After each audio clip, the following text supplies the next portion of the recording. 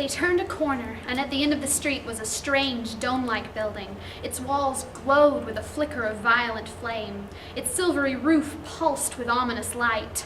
The light was neither warm nor cold, but it seemed to reach out and touch them. This, Meg was sure, must be where it was waiting for them.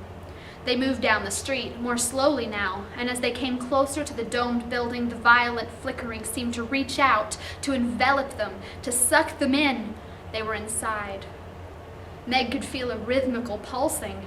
It was a pulsing not only about her, but in her as well, as though the rhythm of her heart and lungs was no longer her own, but was being worked by some outside force.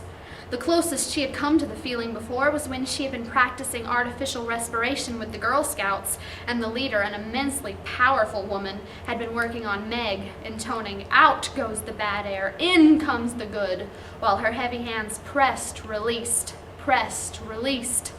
Meg gasped, trying to breathe at her own normal rate, but the inexorable beat within and without continued.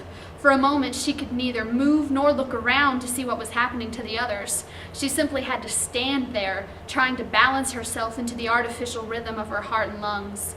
Her eyes seemed to swim in a sea of red.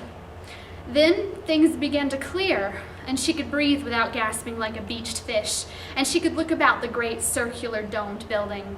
It was completely empty except for the pulse, which seemed a tangible thing, and a round dais exactly in the center. On the dais lay what? Meg could not tell, and yet she knew that it was from this that the rhythm came. She stepped forward tentatively.